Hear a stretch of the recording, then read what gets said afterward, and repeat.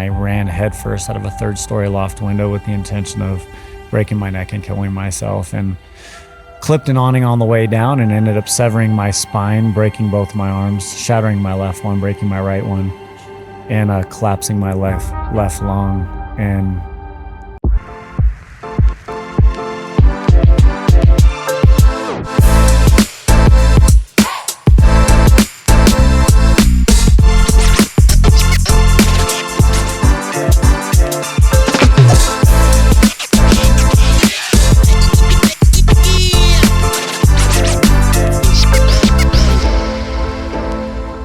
welcome back to the COS Business Podcast, the #1 podcast in Colorado Springs. Who's our highlighted sponsor for the day? We have Home Day as our sponsor. GetHomeday.com. Good friend of ours, Bill Rempelos. Yeah, Bill Rempelos. Yes, he's great. They do a lot of things. Check out GetHomeday.com to find out more information. All right, so today we have an amazing guest, someone who's been on the show before, but it's been quite a while, actually.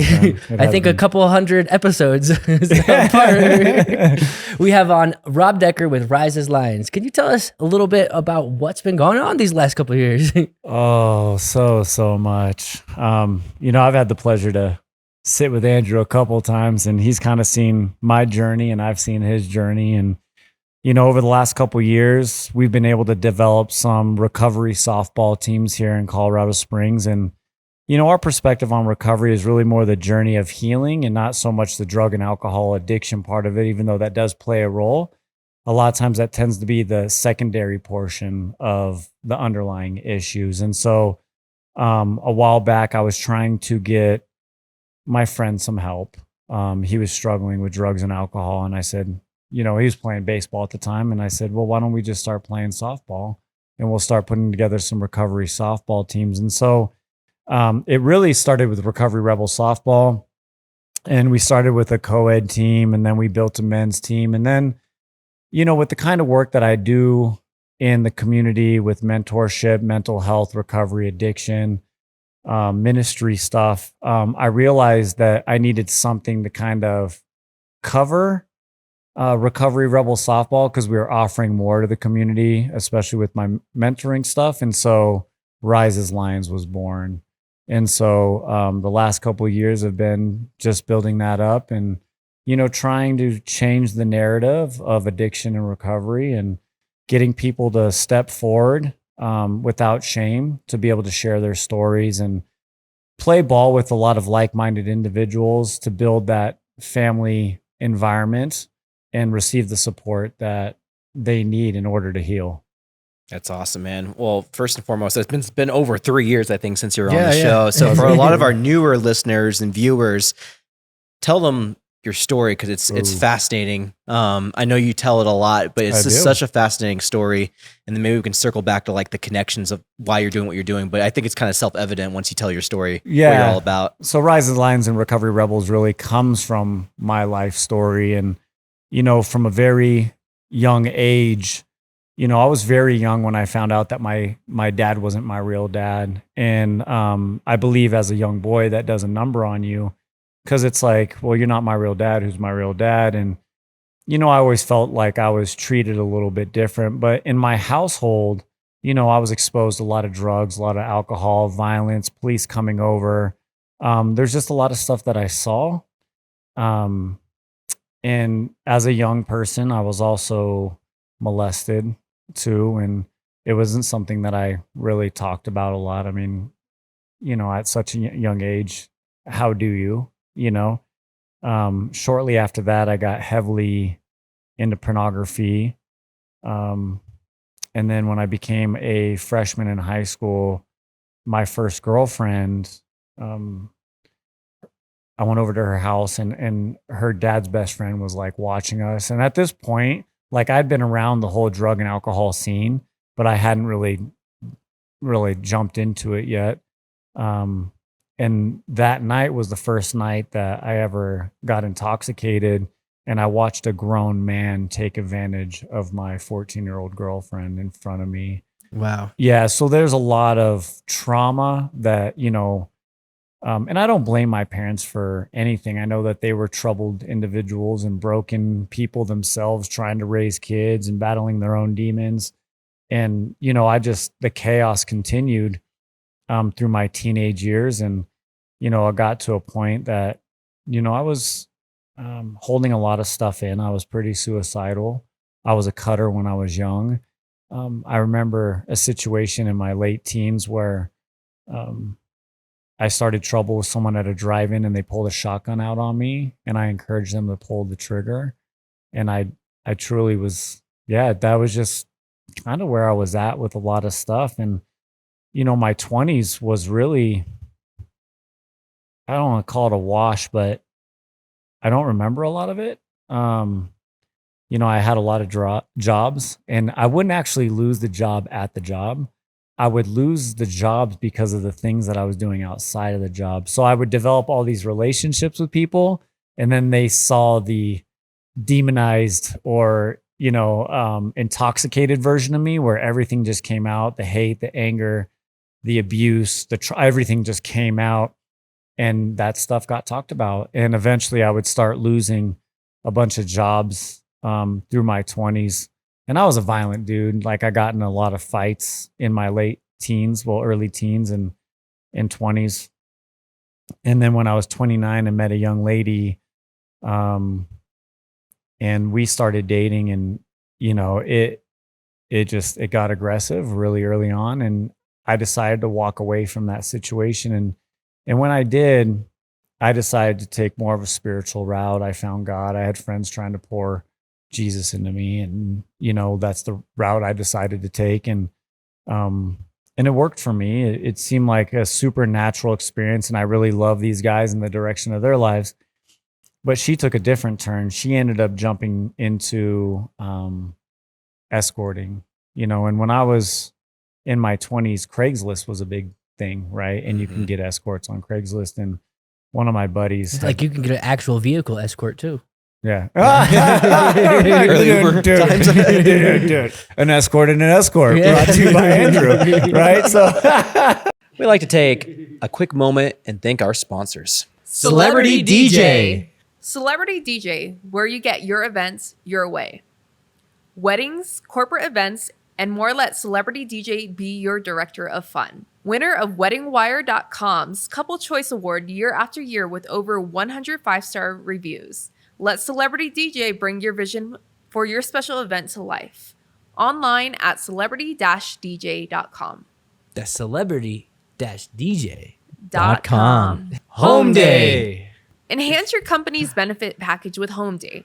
Home Day offers innovative real estate solutions that make home ownership simpler and more accessible for your employees. Discover how Home Day can add value to your benefits program at gethomeday.com. Neon Pig Creative. Bring brands to life with Neon Pig Creative. Dazzling designs and strategic marketing make businesses stand out. Spark creativity at neonpigcreative.com. That's neonpigcreative.com. Exponential Impact. Fuel startup success with Exponential Impact. Mentorship, resources, and support available to amplify impact. Join a community of change makers at exponentialimpact.com. That's exponentialimpact.com. Fast Signs. Fast Signs can help you with all your signage and visual marketing needs. Whether you're starting a new business or just need a signage refresh, let Fast Signs help you. Make your statement. That's fastsigns.com. Cars Helping Charities. Cars Helping Charities is a turnkey fundraising solution for nonprofits. Cars Helping Charities allows your nonprofit to accept vehicle donations, which are sold, and then the funds go to the organization. CHC is partnering with my nonprofit of choice, Mattersville, to help them raise funds through vehicle donations. Please consider donating your car to support Mattersville. CHC will pick up any car, an old clunker you have sitting in your driveway, or a car you just don't feel like selling anymore. Make sure to visit carshelpingcharities.org. That's carshelpingcharities.org. Dream Accounting Solutions. Dream Accounting Solutions provides expert outsource accounting and CFO services to include bookkeeping, payroll, and financial consulting to help you take control of your business finances. Whether you're a small business or an entrepreneur, their tailored services keep your finances in check. Visit dreamaccountingsolutions.com to schedule your consultation and simplify your financial future. Now let's get back to the show. Yeah, man. And she ended up getting into escorting, and I found out about it, and I tried to get back into her life, and I wanted her to walk away from that lifestyle. And it didn't really work out that way. she ended up going on a trip and calling me on a trip and telling me what had happened to her. And it was, everything short of he beat me, abused me, raped me, demoralized me. And, when she came back, the goal was that we were going to work on a relationship together. But when she got back, it was still a mess. And I ended up going to her house and we got into, I wouldn't call it an altercation. It was just more of an argument. And I ended up going downstairs, and I'd been drinking earlier in the day. We ended up getting into an argument, and I went downstairs to lay on the, it's not a sofa. It's like a futon or something, or? Thank you, bro. Yeah. Nice. Perfect. Futon. Yeah. Well done. Yeah. The futon, and I woke up to a banging at the door, and it was the police, and they're just like, we know you're in there. And she came down the stairs, and I'm just like, I'm shook, man. And I'm like, what's going on? And she said, I called the cops and said, you raped me and tried to kill me. Whoa. And in that moment, I was just, I didn't have a lot going on in my life. Yeah, I had this new faith thing, but it was super fresh. I wasn't working. I was selling drugs, steroids and HGH, and I was living on people's couches, and I didn't have a license or a car. Like, I was slumming it at 29, really, man. And yeah, in that moment, I just like, I can't do this anymore. I can't live this way. My life up to that moment had been so chaotic, and I ran headfirst out of a 3rd-story loft window with the intention of breaking my neck and killing myself, and clipped an awning on the way down and ended up severing my spine, breaking both my arms, shattering my left one, breaking my right one, and collapsing my left lung. And like, I never blacked out. I, remember most of all that. And I remember the shallow breaths and the pain that I was in. And I remember looking up at that broken window like, God, why would you let me live? Like, why? And went in for surgery, 10 hours, woke up to police coming in and arresting me for rape and attempted murder, and threw shackles on me because apparently I was a flight risk. And the irony in that, bro, Yeah. Really, like, I had a severed spine, a flight risk. I just jumped out of a window. There's no risk. Like, yeah, I can't run and I can't fly. Let's be real here. And they shackled me to the bed, and they put 24-hour surveillance on me. And so while I was in the hospital, I remember one of the cops really, giving it to me. He's like, I'm reading the report. Like, you're a horrible person. Like, what's going to happen to you in prison and da-da-da. And, I broke down, and I started to cry, and I was just like, I've made a lot of bad decisions in my life, a lot of bad choices, but like, that's just not something that I would ever do. And if anything, I cared for her deeply. And, and at that time I broke into, I was crying, and I had just come out of surgeries. Right. And I had blood transfusions, and dude, I had all sorts of stuff attached to me. And the nurse comes in and she's like, you're going to have to calm down. I can't have your blood pressure up like that. And as she starts to walk out, the young girl comes in basically in a disguise. She changes her hair. She's got sunglasses on, and she's got a folder in her hand. And the demeanor of that officer just really changed in that moment. And he's like, is that who I think that is? And I was like, yeah, it is. And he's like, well, that doesn't make sense. And so he escorted her out.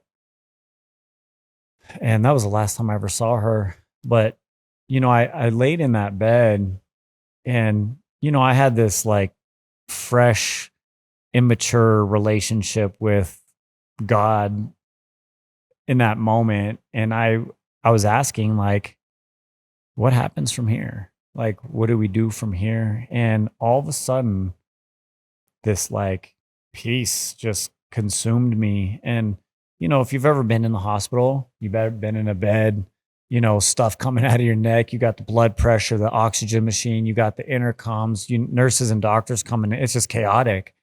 and everything just came so still for a moment.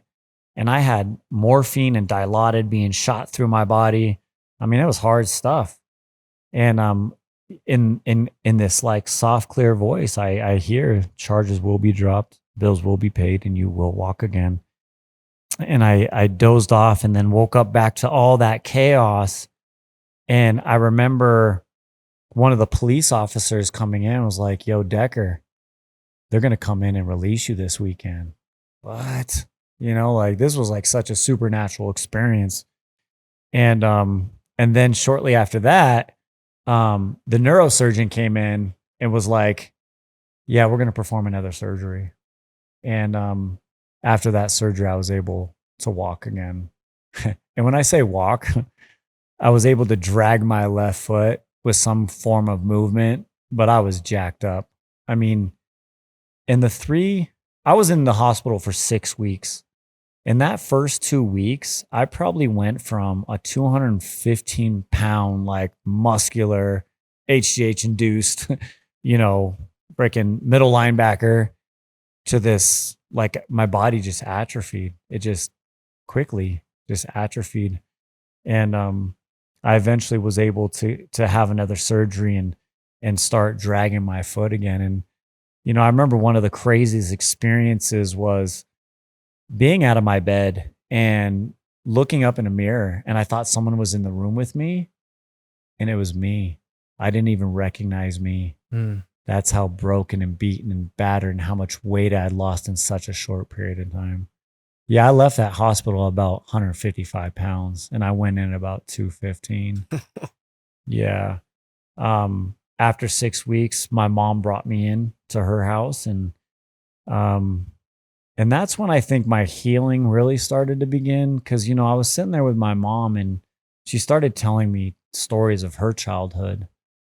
And what I realized in that moment, because we had a rough relationship, like, you know what I'm saying? I had this young lady that was trying to raise me to be a man, and she would try to keep me away from my dad because, she was just afraid of the interactions between us and stuff like that. And, I'm listening to my mom talk and share with me. And what I realized at 29 years old was how messed up my mom was too. And how a lot of what has happened to me and happened to her was not her fault. And that changed my heart. That changed my relationship with my mom. And then she started telling me stories about my dad, the one that raised me from 6 months. So, on paper, he's your stepdad, but he's my dad. Mm-hmm. He raised me. He fed me, clothed me. As rough as that was, she started telling me stories about him. And then my just thoughts on him, my view on him changed as well. And I spent the next 4 years having to rehabilitate myself. The hospital gave up on me. I'm eating all sorts of medication. And for someone who likes to self-medicate, like giving me pain medication just added to it. I was dealing with a lot of emotional, physical, and spiritual pain, and I was feeding myself pain pills and alcohol for 4 years. But in that process, I was still searching for purpose I was here for a reason, right? I started getting back into lifting and all this stuff, and I started gaining all this weight, and I started getting strong. And I kind of put fitness back on a pedestal. I put bodybuilding, and I was getting all jacked again. And then I got a hernia.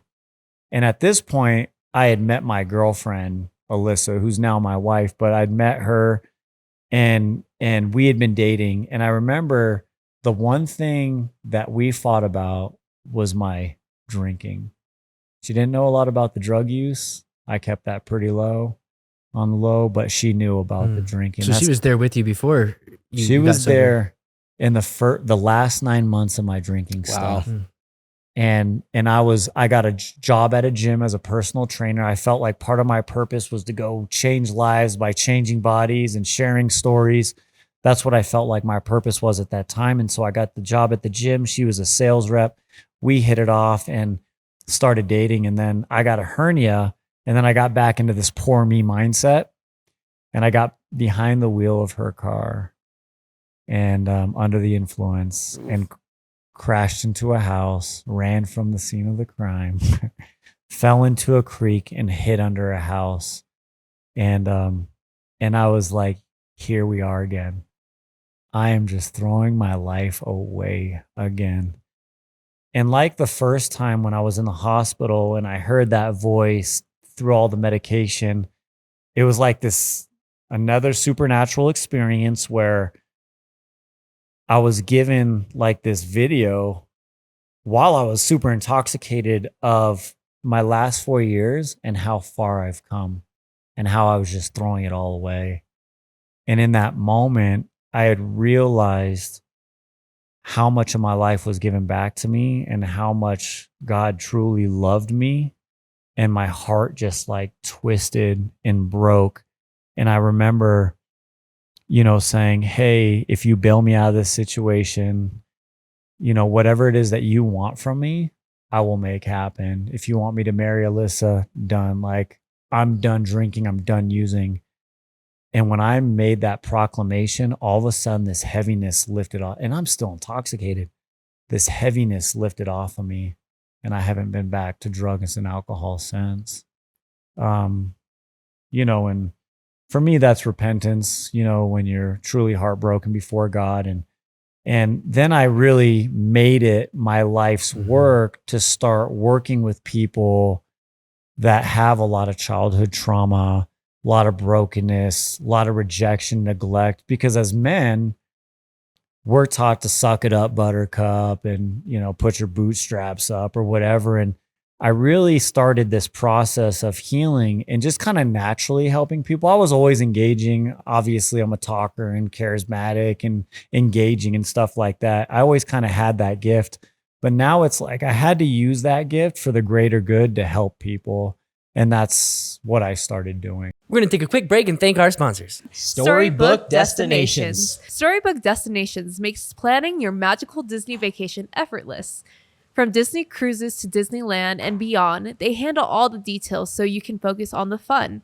Visit StorybookDestinations.com to start your adventure. That's StorybookDestinations.com. Pinnacle Advanced Primary Care. Skip the healthcare hassle with Pinnacle Advanced Primary Care. Direct primary care for a simple monthly fee, putting health first. No insurance needed. Experience personalized care that's as unique as every individual. Visit PinnacleAPC.com to learn more. That's PinnacleAPC.com. Franchise Succeed. Grow any business with Franchise Succeed. From development to expansion, turning small businesses into national brands through franchising. Start scaling up with a free consultation at FranchiseSucceed.com today. That's FranchiseSucceed.com. Planet Duct. Breathe easier with Planet Duct, Colorado Springs' premier air duct cleaning service. Powerful vacuum trucks rid homes of allergens and dust. Clear the air by visiting PlanetDuct.com. That's PlanetDuct.com.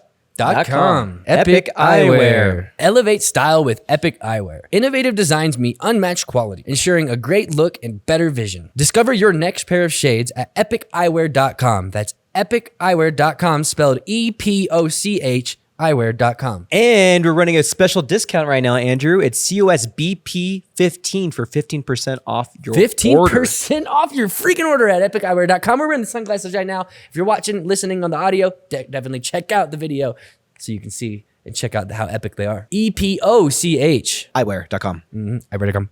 Awesome Home Services.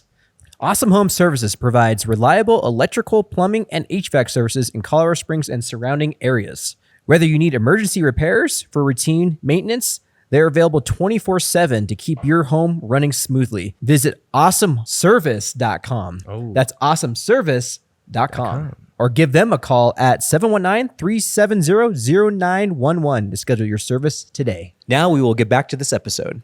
Did you ever have, in the midst of all this, because it was 20 years of drinking, pretty much exactly. 14 to 34. Yeah, so yes. 20 years straight of just drinking. Did you ever have glimpses? Well, I know towards the tail end, last 4 years, you were kind of coming out of it and you're getting better out of yourself. But did you ever have instances where someone would come out of nowhere and just be like, hey, I see you for who you are and I believe in you, but you need to change your surroundings or habits or whatever? Did you ever have people who believed in you in those moments and says, like, what are you doing with your life, man? Like, you can do so much more. It's funny. My best friend's dad said, why do you throw your life away the way that you do? Because you're an outgoing, good looking guy. You could pretty much have whatever you want, but here you are throwing it all away. And I'm like, I don't know. I've had people try to encourage me to go to meetings in AA and, get therapy and stuff. But I had people in my corner that loved me and supported me, but never in the sense of like that push to really focus on your healing and move forward. I don't think I ever had that. And that's why I do it. It might have been because those people were probably in the same type of stuff as well. So, yes. So most of them, my environment, most of them were still doing those things. And so because they had control over the substances, at least you think you do, right? But they weren't as outlandish as I was when it came to that stuff. Like, I just took it to another level. But a lot of them are like, who am I to tell you to do those things when I'm doing it myself? And so, I just had to take a different journey in life, And my wife was, Alyssa played a huge role in that, in the sense of like 2 weeks before, I got delivered under the house, right? She had quit drinking and she said, I don't want you drinking anymore, so I'm not going to do it anymore.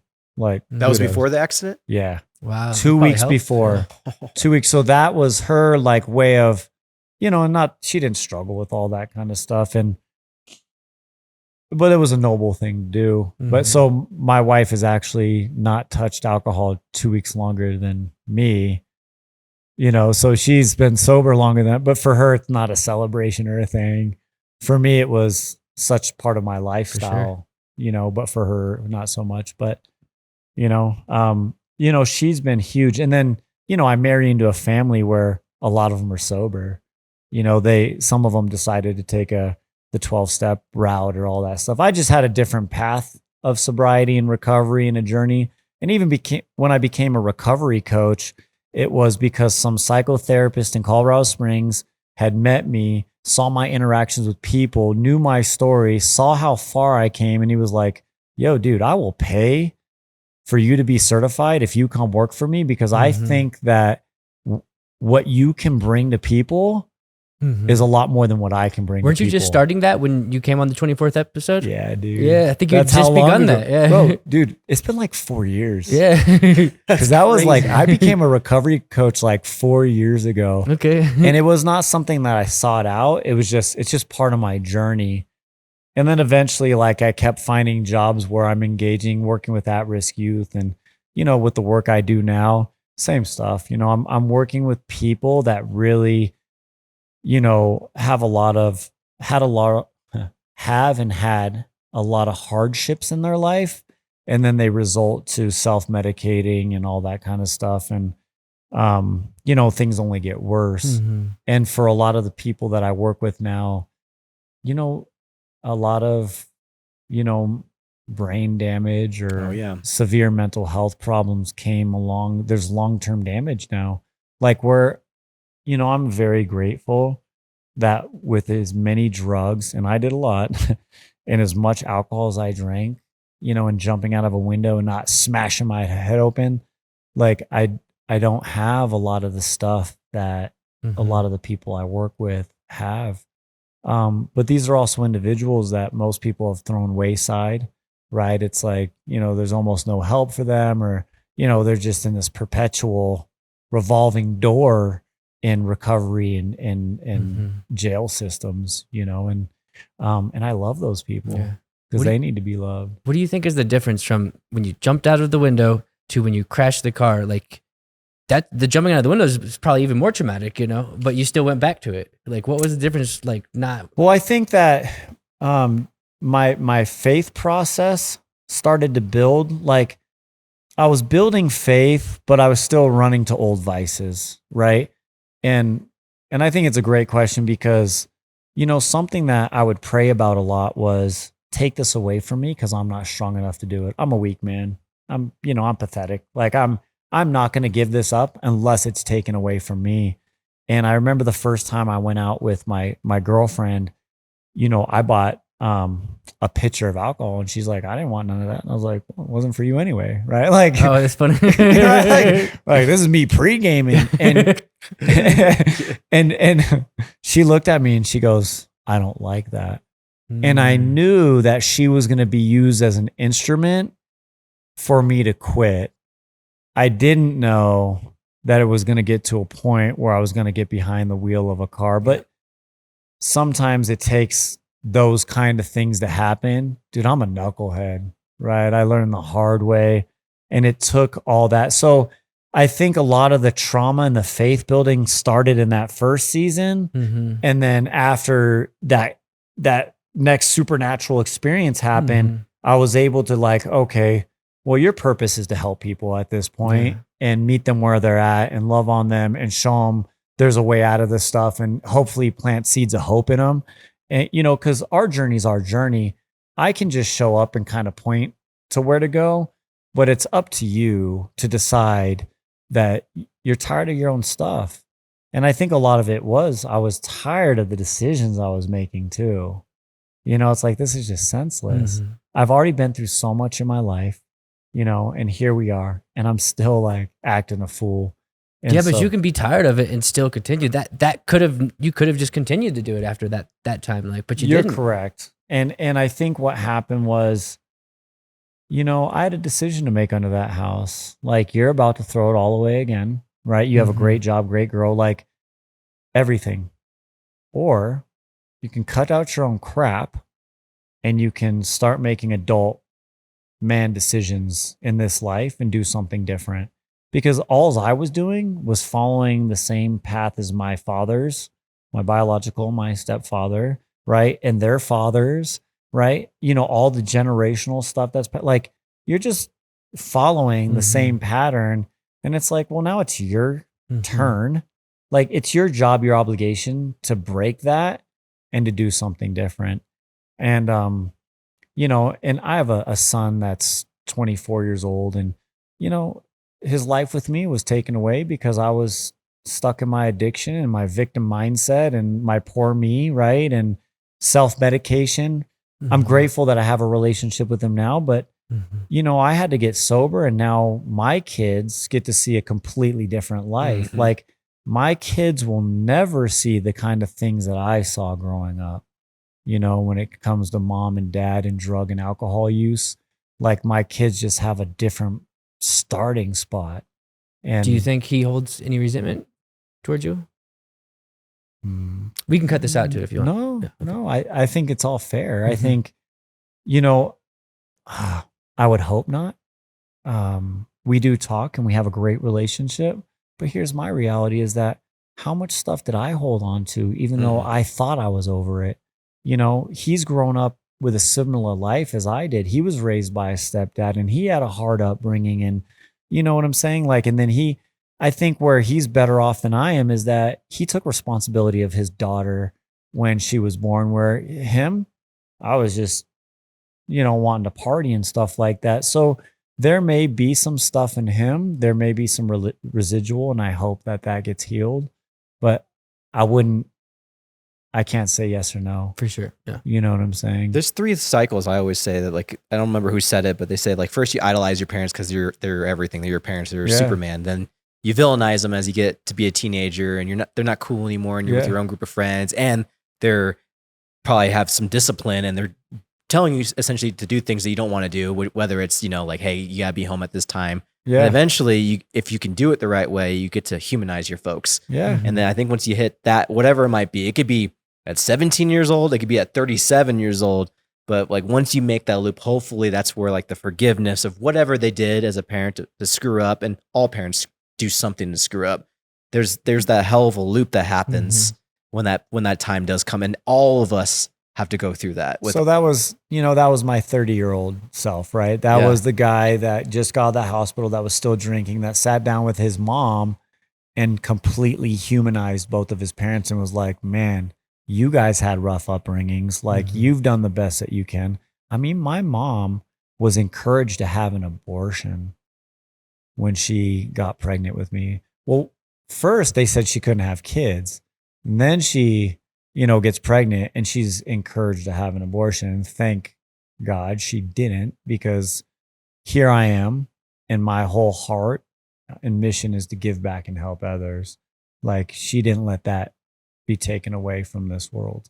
You know what I'm saying? Yeah, that makes a lot of sense. And that's really, and she was 17 when she had me. It's crazy. She was a kid. She was a baby. Like, my dad was probably like 21 when he met my mom, my dad that raised me. Like, think about that. You're trying to raise another man's kid, right? And then you have your own past, your own troubles. And I heard some of the stories, the things that happened to my dad. Like, my dad was the product of my grandpa raping my grandma. So you're taking all this trauma and it's being passed down. And imagine all the brokenness that both those two humans are holding on to. And then they're trying to raise another human. And that's why at 30 is when, I humanized them and I forgave them and I accepted them for who they were. And I believe that in that process, so for the next 10 years, I had already forgiven my parents. And my dad that raised me, calls me up one day and he says, son, I don't know why you love me. I don't know why you talk to me. I did nothing but try to ruin you. I never wanted you to be better than me. This is what my dad says. You know what I heard? I'm sorry, son. I love you. That's what I heard. And I told my dad, I said, you know what? You're my dad and I love you. That was my last phone conversation with him. A few days later, I got the phone call that he was dead. He was saying goodbye. And because of my ability to forgive him a decade prior, it opened the door for him to be able to be vulnerable with you. Yeah. That's I obviously have no problem being vulnerable, guys. You know what I'm saying? Fast forward a couple years, all of a sudden I get this sense that I'm supposed to reach out to my biological father. You know what he tells me? I got 6 months to live. Yeah. I'm like, what are we doing here? All right, let's go. I'm all in. He had been forgiven too. I had no grudges on you, man. I have no idea what you came out of and how you grow. I know nothing of you, right? I spent the next 5.5 months developing a relationship with him to eventually go out and visit him on his deathbed. Yeah. That's crazy. And you grew up in California. It's important for our viewers to know. Yeah, I grew up in California. And then you made your way here to Colorado Springs. I did make my way here. And and I eventually went and saw my biological father. And in our last moments, I mean, he was broken, beaten, sucked up, like skinny. That's the Norwegian side of my family. They're big dudes, man. And this guy was not that anymore, And I remember holding his hand and saying, Dad, I love you. You've been forgiven. You can go be with God now. Like, I got to go back to my family. And I looked over at him, sunken eyes, shallow breath and everything. And he goes, no, not yet. But his mouth never moved. And I heard it clear as day. He didn't want me to leave. And a couple days passed by and he passed away. So both of those men, because I think forgiveness is important. And I think a lot of us struggle with it. I believe that resentment and bitterness are born out of unforgiveness, but healing takes place in forgiveness. And a lot of us have lived hard lives and a lot of us don't know what our parents came out of. And we got to give them grace for that, man. And it's for our healing. And I use that healing now to, connect with other people with the hopes that they heal too, That's important. I know we've had a lot of Christian. Well, I want to get into like the Christianity thing because I think it's very similar to like how I came back into Christianity as far as like the abruptness and how a lot of people who are not Christians and just operate life without that and how they operate with Christians coming into their lives. Yeah. It's a very interesting thing, especially if you're someone who's pushed away and then you have people who want to lend a hand to you and they are just saying like, hey, and they're speaking all this types of stuff like you're talking grace or the word bless and like all these different words. Yeah, for sure. Yeah, and so talk a little bit about that because that's really good because I feel like a lot of people, especially our viewers or anybody that works with us, like they have that same kind of like it's a different type of vibe, and if you embraced it, you were hurt and you embraced it, and you found a tribe of people to be with, and just talk a little bit about the experience of how you came back into your faith or how you came into faith in the first point. Well, like I said, when me and that young lady broke up and I went and I had a bunch of guys praying over me and it was a supernatural experience. So when I was in California, it was like summertime, it was super hot and I was in a very bad place. And these guys invited me into this Bible study. And then at the end, they're like, yeah, would you like to accept Jesus? And I'm like, yeah, cool. Right. Like, I have no idea what any of this really means, dude. Right. Like, I just know you guys are cool. You invited me for this little study thing. Right. But what was crazy was when they laid hands on me, all of a sudden I start shaking and sweating in an air conditioned room. I'm not overthinking nothing. I'm not fearful of nothing. I'm not dealing with anxiety or nothing. And that's when like this supernatural shift kind of took place. But, quickly after that, I ran back into my old ways, did my old things. And, but there was something so real about it for me. And this is where it kind of takes a crazy turn is I was in a church, right? And they did for Thanksgiving, they shared my testimony, the suicide attempt, the drug and alcohol, like all this stuff, right? And this worship pastor comes up to me and he's like loving on me and he's like, that's such an amazing story. And he wants to become friends with me. And like, bro, I'm all new to this church stuff, and we became friends. To the point that his wife eventually left him and was like, hey, I need you to help me. Can you move in?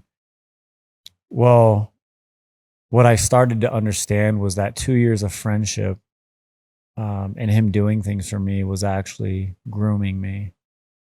And I was still drinking at the time.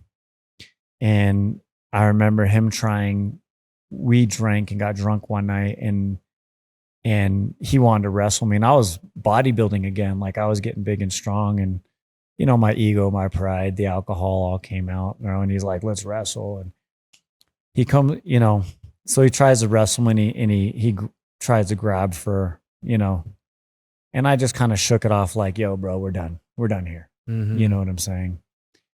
And, over the next couple months, like the things he would say and do, and like, dude, this guy was a worship pastor in our church. Like, bro, he eventually kicked me out of the house with nowhere to go because I wasn't giving into his end of the deal that he wanted you to reciprocate. And I'm sharing this story for a reason. He kicks me out of the house and he starts telling the church that I was suicidal, which if I was, you should probably try to find help for me and not kick me out on the street. Mm-hmm. But he starts telling people that kind of stuff. And I say all that because I know what it's like to have people use God as a position of power to take advantage of you when you're immature or weak in your faith. You don't know better because these are supposed to be good people, right? I chose that journey on my own to dig deeper. And I think that even during that process, I tried to debunk Jesus, right? Why he's not true to me. And I just kept circling back and it was just too real for me. And I just continued that journey. And I just, that was my journey. And I share that story because like there are so many people that have been hurt by Christians or people that claim that faith or went to church and they got vilified, neglected, rejected, when it's supposed to be the house of God. It's supposed to be love. It's supposed to be acceptance. And I think that's what has hurt a lot of people. I think that's why a lot of people run from the faith or from the church and all that kind of stuff. That's why I did for a long, long time. Yeah. Exactly what you just said. Yeah. You got taken advantage? No, but I grew up in an area in which those people, like Christians, I'm a Christian now too, but they represented something that if I wasn't following a certain ideation, that they ostracized me and judged me. And not only me, but like my nieces and nephew growing up. And I was just like, whatever you're doing, whatever Kool-Aid you're drinking, I want no part of that. Yeah, I get that. Because what you represent is nothing what I know. I'm a good person. I know we have good kids over here in my family. Who the hell are you to tell me anything or my destination for anything? Yeah. And so my walk with faith was very much so I had to do it on my own. And I had to have my questions answered. And whenever I would bring up questions, I'd be told, don't ask those questions. Why would you ask those? I'm like, well, for me to formulate my faith, Yeah. I have to have those answered, or Yeah. there is no faith. Like they have to be answered in my head for me Yeah. to formulate my understanding of this whole thing. Yeah. And so those are really big things for me that took me away from the religion for a very long time until I started realizing like the only thing I need to idolize or look as reference is that book and that and Yeah. God. And that's it. Yeah. Whoever gets in the way of that or tries to get in the way of that, I throw up caution flags. Yeah. And so that's kind of how I relate to what you're saying. Yeah. And even to this day, like there's certain like doctrines and forms of theology that I just kind of steer away from. You know what I'm saying? Like I just want to be the guy, like what we do in the community, like how I want to be with my interactions with everybody is I want to love and I want to connect. Right. And I think that through love and connection is how people are seen and heard and how transformation can take place. I believe that's how Christ was with people. I'm not into the rest of it. You know what I'm saying? And I wouldn't say that all my theology is on point. Like, I just want to walk it out and live it out. And that's what it is for me. And I'm not going to lie. Like I still struggle to go to church to this day. Like I'm part of a very powerful Bible study with a bunch of men that have been hurt by the church or they can't handle what the church represents or the things like, and I think we were talking about it earlier, the lights and the smoke and there's nothing wrong with being a humorous pastor, but like when it's so focused on that and putting people on a pedestal and totally, it all, and I'm not saying church is a bad place. I'm just saying that with everything that I've been exposed to, I enjoy the journey that I'm on. I really do. And for me, this would be the church when you're connecting with other human beings, right? Like to me, the body is people, right? And it's not so much about the building and the facility because, at the end of the day, like a lot of that stuff is run like a business, right? And you can see through a lot of that stuff. And, and again, I don't think it's necessarily bad, if people need, it's cool, it's just, I'm just in a different place with a lot of it, based on my own personal experiences. And, I had a lot of I'm sharing my story and I'm sharing supernatural experiences, like voices that I heard with clarity that just couldn't come from me and situations that happened in my life that's just like, there's no way. There's absolutely no way. And to me, that's what gives me that relationship, in my own studies, my own alone time, my own praying. And we were talking about how like we go exercise, we run, we hike, we do those things. And it gives us this opportunity to connect. It's my main way of connecting. It's with like now God. I'm talking to you. I'm opened up to you to talk. Yeah. Like this morning I went for a 2-mile run and the whole time I'm just praying. Like that's my alone time. I go home to 3 kids and a wife and I have a job and I have a job in the house. I have a job outside the house and a nonprofit, right. So a lot of times that's what that is for me. Yeah. I think that's really important. I mean, what's more quiet than when you're, exercising and you're in a lot of pain? There's something that happens with that when endorphins kick in and you have that moment to yourself. You're doing something challenging, but you're inherently conquering the day by accomplishing whatever you're trying to do, a 2-mile run or a workout or a hike at Palmer Park. Like there's something about that. And for me, like I have to do it. So if I was an act in any way, I just have to do that for myself. I have to have that balance. Yeah. I'll never jeopardize on that. Yeah. In so many different ways. I know that's a big part of your life too, is physical activity and bringing people into physical activity and teaching them and being a personal trainer and all those different things as well. Why do you think that served so much in your story? Well, physical fitness, it was given back to me. Becoming an athlete again after severing my spine was given back to me. Like, how many people have had less damage and don't get to do the things that I do? I'm grateful for what I have. And, and it's crazy. Like I would rather suffer physically than emotionally. And sometimes like beating myself up with the weights is just, it's therapy. Fitness is therapy for me. But there's also something to be said about fitness, right? Showing up every day. Bro, you don't look forward to working out after some time. It's like going to work and getting a paycheck. There's a paycheck in it for me, but I know that it breeds discipline. And I'm also leading by example for my family. So, my little 7-year-old son, like you can go on my social media and see him doing deadlifts with a hex bar and you know what I'm saying? But But what they're doing is they're seeing these healthy habits where you're living in this generation and culture of kids that are just on video games, eating hot Cheetos and gummy bears. And it's like, you know what I'm saying? Like, I want my kids to eat well. I want them to train. I want them to be outside. I want them to kind of grow up the way that I grew up in a sense, and being active. And, my nourishment at 486, like I grew up, like we didn't have all this GMO process. Like everything's made different now. Water's different. Everything is different now. And if I can give my children and lead by example in the community of like taking care of the human body, like there's so many great things that come out of that. And people that work out tend to be a little bit more joyful. You know what I'm saying? So. Yeah, it makes a lot of sense. I mean, and again, like you said, there's always somebody watching. Always. I mean, you have kids, but even before you had kids, there's always somebody watching. There's always somebody watching. So when you're doing these things and you have discipline, people are watching and people are being inspired, even if it's from afar.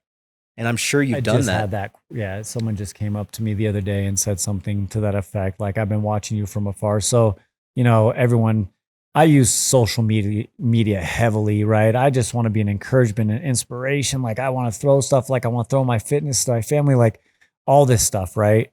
Hopefully that it resonates in somebody. There's a lot of people watching your social media that don't like your social media, right? That's the thing too. Yeah. It's like some people are chasing likes. It's like, nah, man, I would rather have one person be inspired off of something I'm posted and start making changes in their life than, have 1,000 people like something that's just, it's not going to help their life. You know what I'm saying? But the caveat to that is if you get 1 million people to like it, then a percentage of that are going to have it.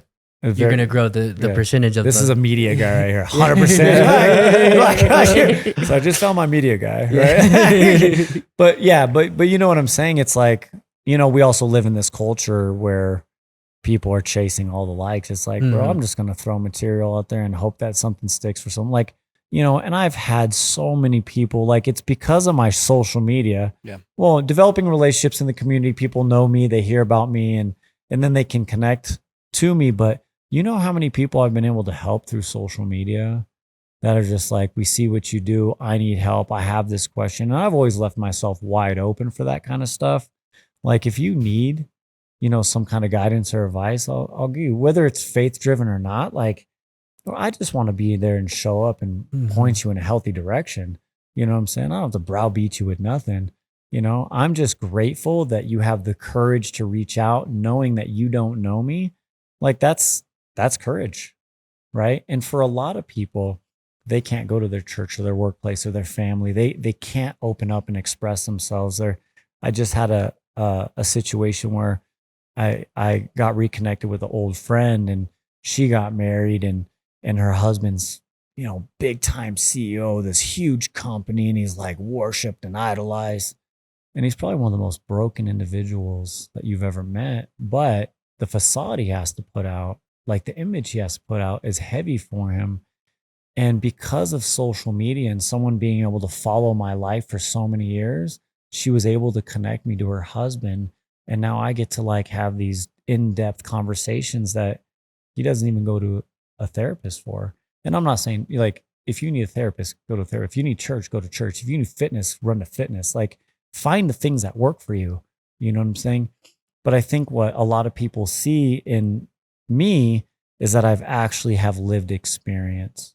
And I connect well with people with lived experience. Like that's who I learn the most from and grow the most from, is people with lived experience. And I tell people all the time, the molestation, the sexual assaults by the church, and the suicide attempts, drug and alcohol addiction, failed all of it. I'm grateful for all of it because now I get to help people that have struggled from it themselves.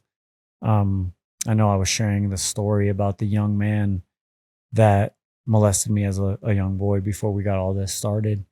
And here I'm 46 years old, and I finally reconnected with him to tell him that I forgave him and that I loved him, and that if he ever needed anything, I'm here for him, because I don't know the kind of life that he had, right? And where he needs help and what he's been running from.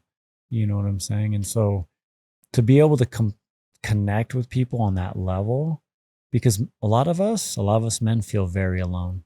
We don't feel like we can have these conversations at all, ever. You know, where there's fear, there's shame, there's guilt, whatever.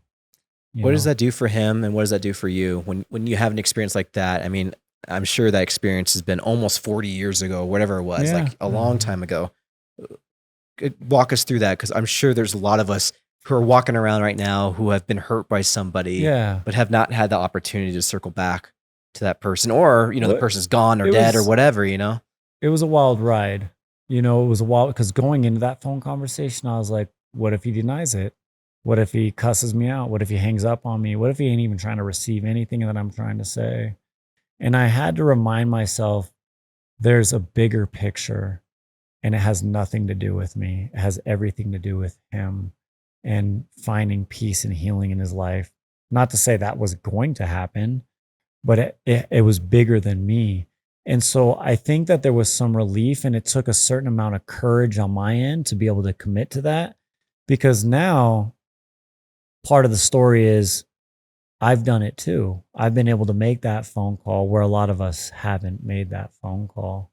You know what I'm saying? So I think that it was freeing for me. It developed another level of growth for me. And the hope for him is that he can start healing from whatever he may have been through, you know, gone through, to even put himself in that situation to do what he did with me. Because he has 40 something years of something, right? Did you sense some level of shame?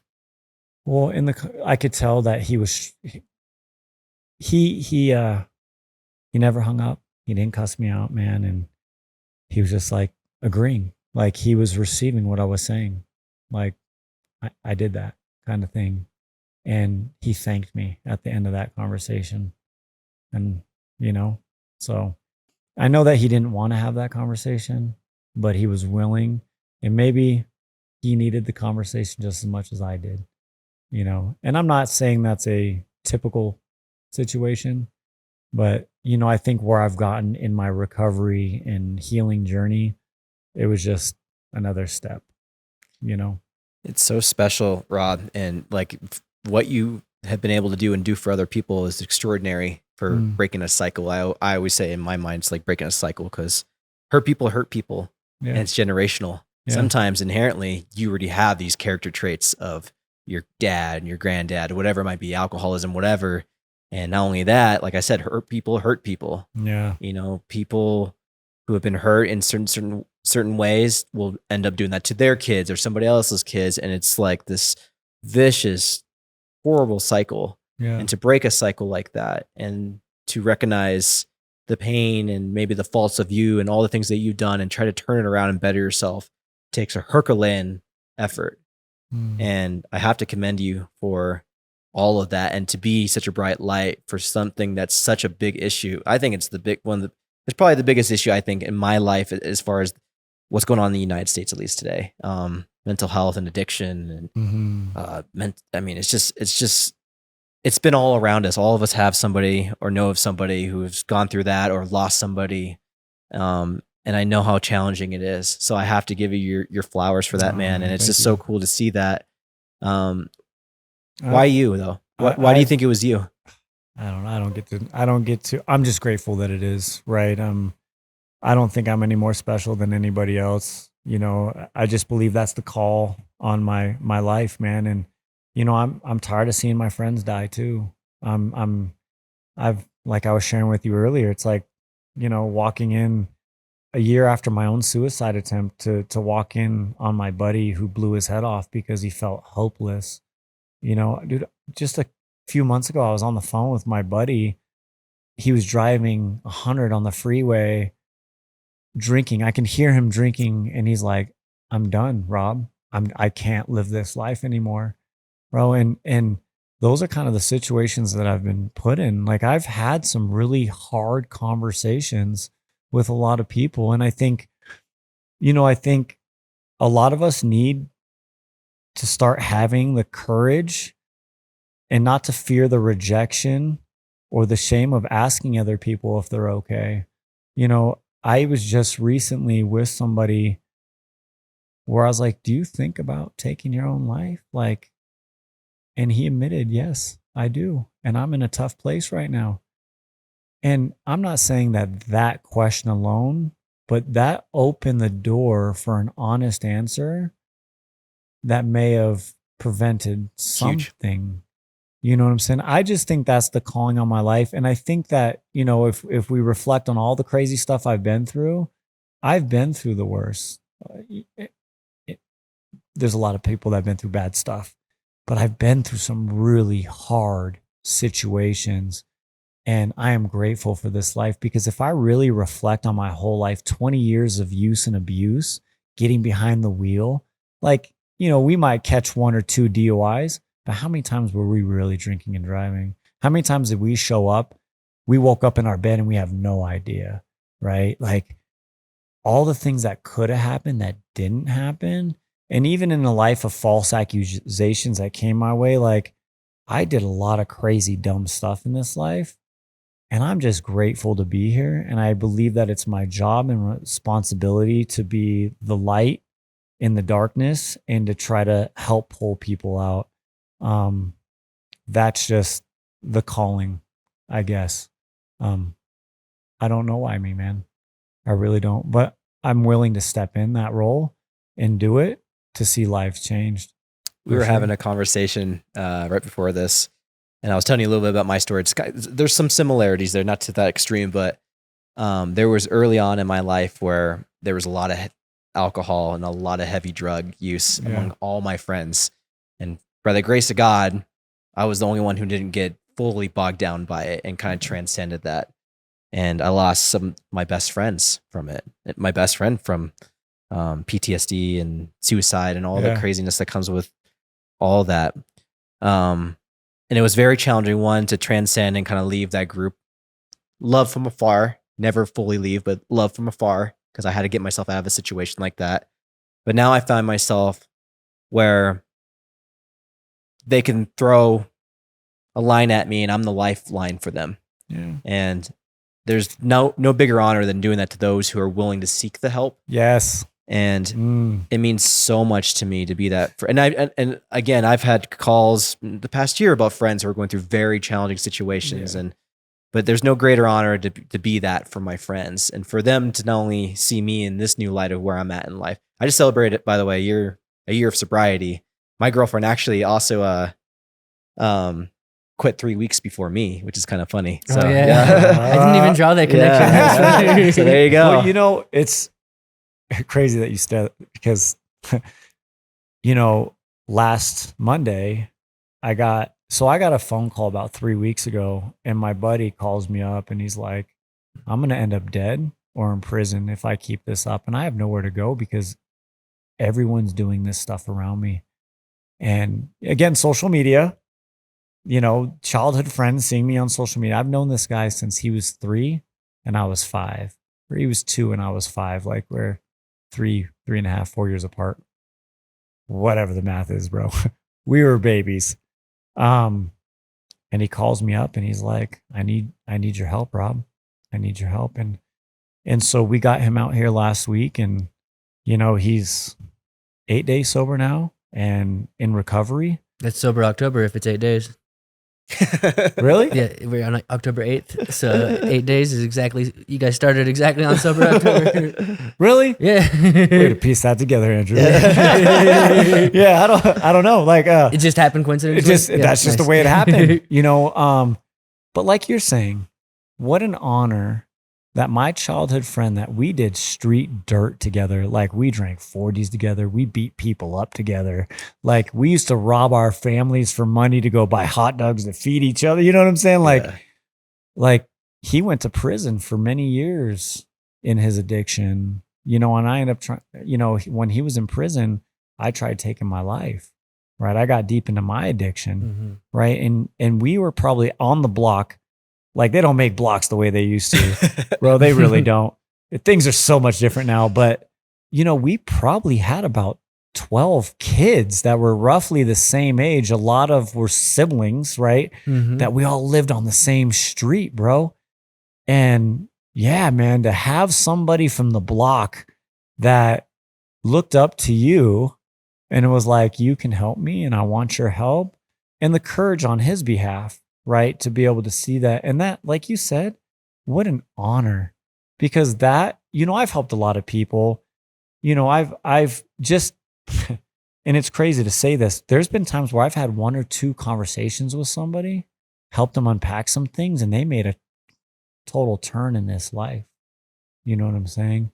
But to have my childhood from, it's like bigger than blood family, man, out here with me was super personal. It was super healing. And I'll say this, like, no matter how far along I've come in my recovery journey, marriage has exposed things in me, raising children, working in recovery and mental health. Like, I have to constantly look at myself, man, and it's like, you have to be prepared for some of the things that you're going to be challenged by other people, but also having to take an honest look at some of your stuff. And I'm far from perfect. I am willing to dig and work on those areas, because I know the more healed I am, the more I can help other people. And now it's like my childhood, the youngest part of my childhood is now with me here in Colorado Springs, and we're doing sober together. Full circle, man. Full circle, bro. Yeah. What would Rob today tell 14-year-old Rob, who's broken, been through so much already at the age of 14, just started drinking for the first time and is so new to life, but everything seems to be so traumatic and overwhelming. What piece of advice would you give him today? None. Everything that happens to you is going to make you who you are today. I would not change a thing. And I did hurt a lot of people, emotionally and physically and stuff like that. But no, nothing, man. I mean, everything that I've experienced to this day has made me who I am and has given me the ability to tap into other lives and help them. And so it's like, 14-year-old Rob, you're not going to listen anyway, bro. Right? Because that's where you're at. But I promise it's going to work out and you're going to love your life at some point. Right? But you know what? He's not going to hear me because he was in the midst of pain and agony and trauma and not even trying to hear it. Okay, bro. Yeah. What do you know? That would have been me at 14. I love that. I think that the fact that, these traumas, when you look at it that way, it's not like a badge of honor, but it's like a way of saying that's what's made who I am today. Mm-hmm. Your wisdom that you have derived is from all that shit. Yeah. And all those crazy times. And it's kind of funny because Andrew's like, how come you didn't quit the first time? And I find myself, I think I don't know if it's like a man ignorant thing or something, but like sometimes we have to learn the hard way by hitting rock bottom, but sometimes rock bottom has to hit us like 5 or 6 times. I wasn't saying how come you didn't do the first time. I was just saying you could have continued to repeat. Oh, gotcha. But I did, on so many levels, I did, but it was like, I enjoyed rock bottom and then I would dig a hole in rock bottom. And then, what I'm saying? Like it was, it's just all part of the experiences. Cause there were so many times that I tried, I just tried, but I couldn't make it happen, but all that served a purpose and I'm alive and I'm well and I'm thriving, more than ever. And so I'm cool with all of it, man. You know what I'm saying? I'm okay. And I don't wish trauma on anyone. I don't, you don't wish those things. And you need, I believe in suffering.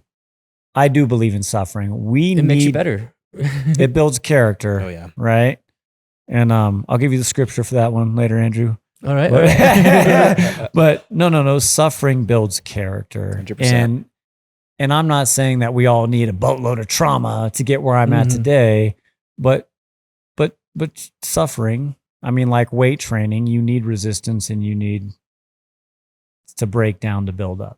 Well, military people who've been in the military together, they call them their brothers. And why did they do that? Because they suffered together and probably went through some traumatic things together. Bonding. Trauma bonding for sure. I mean, I tend to trauma bond in storytelling sometimes with people. Yeah. Oh, for sure. I had some stories I could have trauma bond with you that I could And you shared. totally should have. Oh, you're over here being quiet. Like, okay. All right. I'm just going to counsel Andrew when we're done here, bro. he's just soaking it up, you know? Yeah. Well, I have one question. I'll throw it back to you, man, if you have any final ones. But I know a lot of your stuff also is around like masculinity and like, helping men be comfortable in their own masculinity. Yeah. Is there any lasting pieces you want to add to that in our conversation today? Because I know a lot of this kind of pieces together, like you're talking about, being vulnerable and sharing that emotional side of you versus like the other side of yourself, which is so much easier to do. Yeah. Well, I think there's a balance in all that stuff, right? I mean, and I'm an emotional dude. I'm not going to lie, but there needs to be a certain level of transparency and vulnerability. And that's more for the healing side. But, I've been called to be a protector and a provider, right? And it's my responsibility to take care of myself and to take care of the people around me and for people to feel safe around me. I think that's part of my masculinity is like, being able to do that in a healthy manner, because I grew up with toxic brand of masculinity with the suck it up buttercup and all that kind of stuff and beating people's faces in because it proves something. Like, you don't really need to. I think, there's a time and place when you may need to be violent, you just got to be mindful of when that comes out. And again, like I'm grateful for a lot of the violence in my life because it took a lot for me to be the peaceful, graceful, merciful guy that I am today, right? The kind guy that I am today that loves and gives back and wants to see people heal. But there's also that other side that if something pops off and, someone I love feels threatened or there's a situation that's not okay, that it's my responsibility to step into that and to take care of that situation. Right. Not out of pride or toxic masculinity, because it's my responsibility. Yeah, man, your name's called, protect your family. Totally get it. Yeah. Call Rob. We'll just say that. Yeah. Well, and a lot of us grow up with, the toxic stuff. Yeah. You know what I'm saying? So, I think some of us that have been through a lot of violence and have been able to come to a place of kindness and giving back. Like, and I'm not going to say this about me, but I have friends like that, right? A lot of friends that had similar childhoods as me. And I see the kind, loving, giving back people that they are, but probably the last guys you really want to mess with when it comes down to it. You know what I'm saying? Because those guys are going to be the guys that step in and handle business. And I think that we need more of that. We need guys that are willing to do that. Right. So. Love it, brother. Is there any last things before we bring them in? This has been the quickest hour of our lives. I swear, man. Yeah. I feel like we go on for 4 hours, to be honest with you. Probably could. Yeah. I'm just here to listen, man, and soak it in. And I'm grateful for you. And I think what you do allows people you're a magnet for wanting people to want to reach out to you because you're so open and vocal about what you do. So I think it's cool. And like, I'm glad to see you haven't stopped and you don't seems like you're going to stop anytime soon. Yeah, well, it's cool because you and I have had a friendship for quite some time, and Andrew was coming over to my house, episode 6, right? Like parking in front of the house, coming into the basement and hanging out. So like, kudos to you, man. Look how far you've come. Like, this is not cheap equipment, dude. It's been a while ride. I think we were recording with cell phones and a mag light, bro. Yeah. The audio was on a cell phone, and we had one camera video. It's not even up anymore. It's over there in the back. Right. So, I mean, kudos to you because you guys have created a platform for guys like me. And there are guys I want to come on this show to share their stories. I know this is not like. And women, yeah, I'm not eliminating. I'm not eliminating any of that. I know some pretty awesome women, man. But to be able to open up that platform, because this is Colorado's business podcast, bro. It's I just got a different business. You know what I'm saying? And for you guys to open that up and be like, hey, let's hear your story. Like, kudos to you, man, because not everyone would do that. It's important. It's important for people to understand all spectrums of human beings and their level of success. you know, success has all different types of backgrounds. Like you're talking about the CEO, and then no one would know this, you know, this closeted type of addiction and other side of him, his true side of him, perhaps. And it's so true, man. Like for me, I've been around, I mean, we both have been around by doing this show and being business owners ourselves, thousands of business owners. Not one of them I can peg as the same. Not one of them. Yeah. And a lot of them have the most insane stories. And our job here is to paint those, like to put a platform on those stories. Yeah. And show like, yeah, this is what our community is all made about. There's a lot of different backgrounds here. This is a very transient city. Clip that for a commercial. Yeah. Thanks, man. Well, you know, in this region, like mental health and addiction is tough. I went to this event and they said that, I want to say that our county or surrounding counties were the 8 most impacted by mental health in the United States of America. And I went to something like that about a year and a half ago. So I don't know what those numbers are, how close to accurate that is.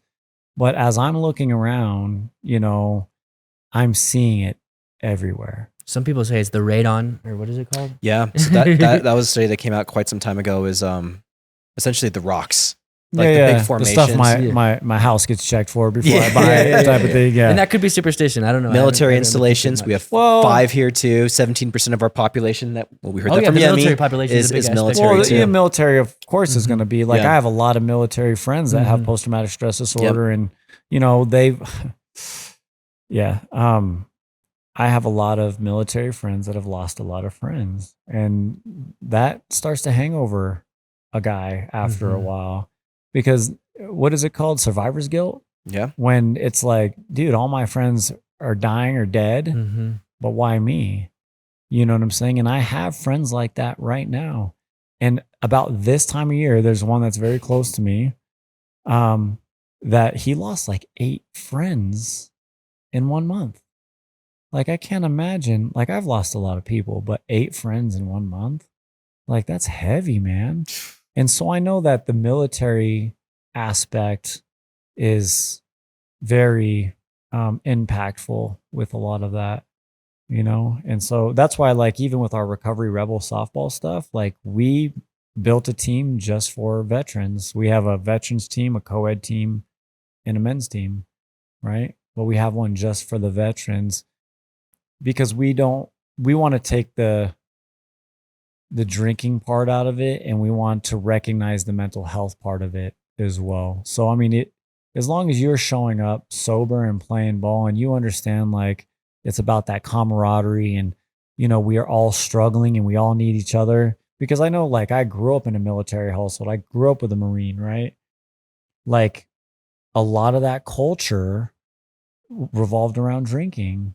And yeah, it's fun for a little bit, but eventually all those men break off and they have to go back to reality under the influence, back into their trauma. The wheels fall off. Yeah, the wheels fall off, you know? And so for us to be able to create something for the veterans is super special. Actually, a veteran, my first year of recovery softball, a veteran was coming off the field and he said, I wish I had something like this, because I'd be here a lot more and I would have done this a lot sooner. And I looked at him and I said, done. I will do that. And within a year, I started building. I never got his name. Like, it's like Angels. Like, he just went into the cornfield, like Field of Dreams. Like, you know what I'm saying? Like, you know, but that was a message to me. I just felt like, okay, and look at where we're at, you know. And my goal next year is to build more veteran teams that, you know, that are sober, and also to have mental health recovery softball tournaments, like no drinking and using allowed. Like, we don't want any of that, you know, and creating memorials for people that have lost loved ones, family and friends, and fighting buddies to, you know, suicide and mental health and drug and alcohol addiction. Like, make this stuff meaningful, like, give it purpose. Like, you know, sports are fun. You know, the camaraderie in sports is fun, but let's start giving it a little bit more meaning, because, you know, like, I grew up after baseball was beer softball, right? It's like, it's always about the drinking and the partying and the goofing off and the getting in fights. You know, it's like, change the culture, man. Like that's who I want to be. I want to be the guy that changes that culture, you know? Yeah, it's so special. We definitely have to link you up with Drew from Mattersville, a close friend of mine. I was telling you a little bit, but he'll actually be here later this month again. He's coming on at the end of the month. His third appearance. As well. Yeah, third appearance as well. All right, so I need to get etching my fourth appearance pretty soon, Andrew. Yeah. He's got to be the most. We'll schedule it in a year from now. Right. Yeah, sure. But you guys would be close, quick friends, and he does so many special things. I was telling you about his wolf sanctuary. Yeah. But he actually has a wolf sanctuary in Sedalia, and the highest pen, because they all are in different pens, there's only like 2 wolves per pen. It's called the Sky Pen, and it's represented after my best friend, Paul. There's like a big memorial thing for him there. And then every year I give a veteran in the community in Colorado an award called the Paul Wedgwood Award for a veteran who's representing character and courage in the community. And then we have this big award ceremony just to honor Paul and then honor a veteran who suffered from PTSD in the community. But you guys would be real. I mean, there might be something that might be very special there. Maybe we bring some wolves over to some games and some of your guys can pet up some. He brings them and you can pet the wolves and stuff. Absolutely, it's kind of cool, man. It'd be so special. I'm all about engaging with other people, man. You know, it's all about building relationships. Building relationships, you build trust, and then that's how we all grow and heal together. Community, man. You know, community, seriously. Awesome, man. Well, that's your camera right there. Where can we find you? Colorado Springs. Pretty much. No, you can find me on Facebook, Rob Decker, and then Instagram would be Decker_Rob. Rises Lions on Instagram and Facebook. I don't use a lot of the Rises Lions stuff. I use a lot of my personal stuff, but you know, I will say this: if you're struggling right now and you just need someone to talk to or someone that understands, someone who's been there and done that, like I am really not hard to track down. So track me down, have that conversation, and you know, hopefully we can get you moving in a better direction. You know. Yeah. This has been awesome, man. Thanks, bro. We really appreciate it. Yeah. This is our first time actually interfacing after all these years. And again, you're such a beam of light in our community. We need people like you. And I love that you're bringing people along with you and probably going to have some soldiers along with you, if not already, who are going to be championing your same purpose. Well, can I touch on that real quick? Yeah. So my boy, Derek Villagrana, you know, he helps me with all the softball stuff. And really quick, cool story about him is we actually met on the softball fields and I came up to bat, I hit a home run. And then my next at bat, I hit a single. And because Derek and I followed each other on social media, on Facebook, he made like a crack at me for like my fitness stuff. Oh, like, you know, it's you and all your CrossFit and that's why you're hitting home runs like that. And the crazy, like I could smell the alcohol in his breath. And something told me in that moment, there was going to be a great relationship between Derek and I. Well, shortly after that, he was like, I'm going into detox, you know, and he connected with me. And I was like, bro, while you're there, reach out to me, text me, call me, email me, whatever it is. And when you get out, bro, you and I are going to do great things together. It's like, I just knew it, bro. So Derek and I, well, that gives me chills. That's giving me chills a little bit. Yeah. So Derek is really, and I got some great recovery guys that have been riding with me from day one. So I don't want to dismiss those guys. But the role that Derek has stepped into, he was actually the guy that would serve everybody at the softball fields, the cocaine and the drug and the alcohol. Like he lived that life to the fullest. So to see the transformation in him and for his community, see, I'm from California. I came over here and I saw a community that I wanted to engage with and help, right? But then I found the one guy, connected with the one guy that is this community. Right. And now the people that grew up with him in the softball community see this 180, bro. And I get to work alongside that dude to help build this. And, you know, Rises Lions, this is not a solo mission. This takes a bunch of people that believe in the mission and the message to make it happen. You know what I'm saying? And the truth be told, man, there have been marriages that have been improved on our teams because one person drank, the other one really didn't. Then over time, that one stopped. And bro, there have been people on our team that they struggle with drugs and alcohol. But the deal was, if you're going to come sub for our team, you don't get to do it that day. And they didn't. And then that turned into sobriety for these guys. And that's just a couple of the stories. I mean, there's a lot, but you know, I'm excited for the things that are happening. And again, it does take, I am the face and the front runner, and I was given the dream and the vision for it, but none of that happens without the people around me. 100%. You know, this is not the Rob Decker show, man. Not at all. It's all about the people that are willing to step up and step in and help out to make it happen. Love it. Well, where can people sign up for the baseball team? So just go to riseslines.org and, you know, you can email and say, hey, we want to. And so next year we're working on sponsorships, partnerships, grants, and all that kind of stuff. Or donate if you want. There's a donate option. Yeah, right? you can totally. Yeah, absolutely. 100%.